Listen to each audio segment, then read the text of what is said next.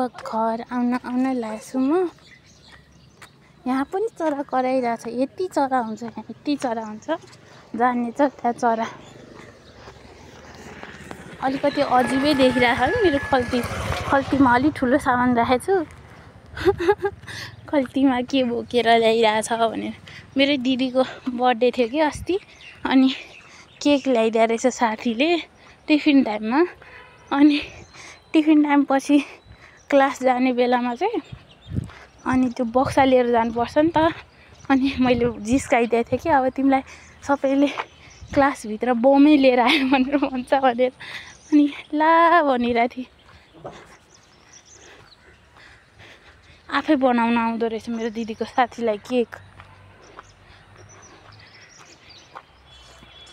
सबै कुरा सबैलाई आउँदैन नि, तर कसैलाई के आउँछ कसैलाई के आउँछ।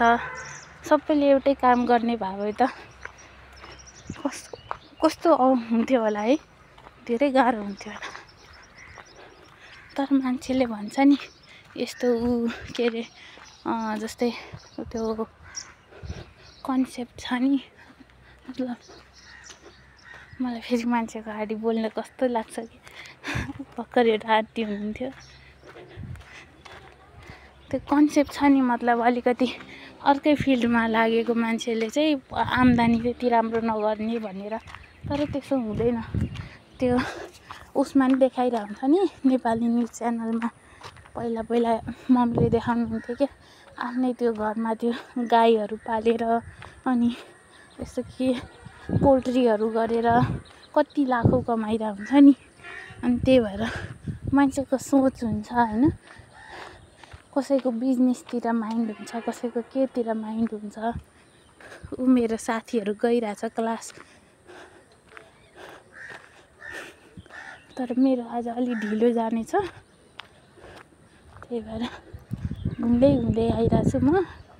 पढ्नुपर्ने हो खासमा बिहान, तर आज चाहिँ मलाई घुम्नै मन लाग्यो। पछि चाहिँ पढ्छु। अस्ति उतै बहिनीले त हो नि मलाई नभनेको, के अरे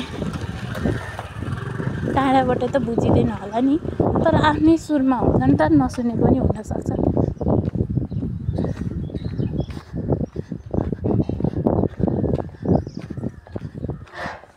मैले नि गरेको थिएँ कि त्यस्तो हस्पिटलमा त्यस्तो धेरै केस देखेको थिएँ कि त्यो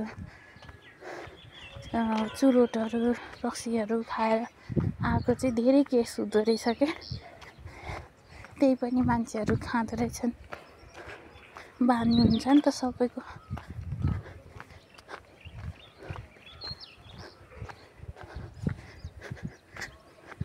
नखानु पर्ने हो।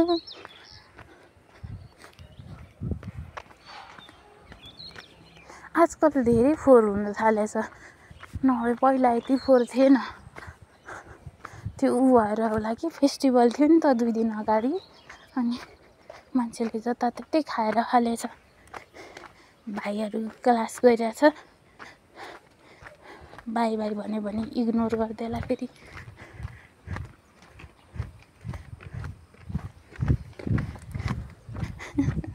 सबैले कस्तो तर्साउने नजरले हेर्छन्।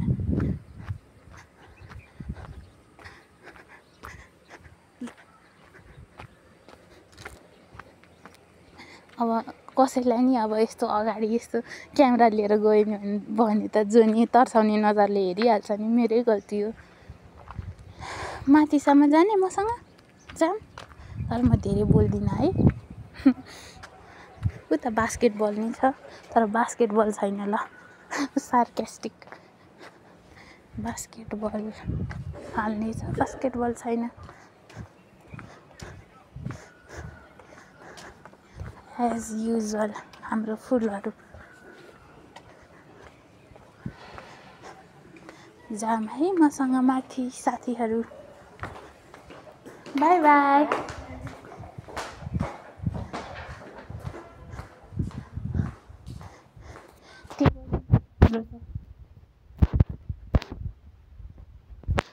बोलिरहन्छ। कम्तीमा भिडियोमा त मेरो बेइज्जत भएन, यो भिडियो चाहिँ म अपलोड गर्छु, अरू नअपलोड गरेँ नि।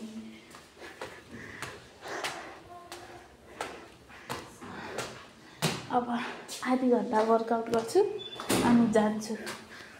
पर प्रोग्रेस नि भइरहेछ नि मेरो, पहिलाभन्दा अलिकति चाहिँ कम भयो।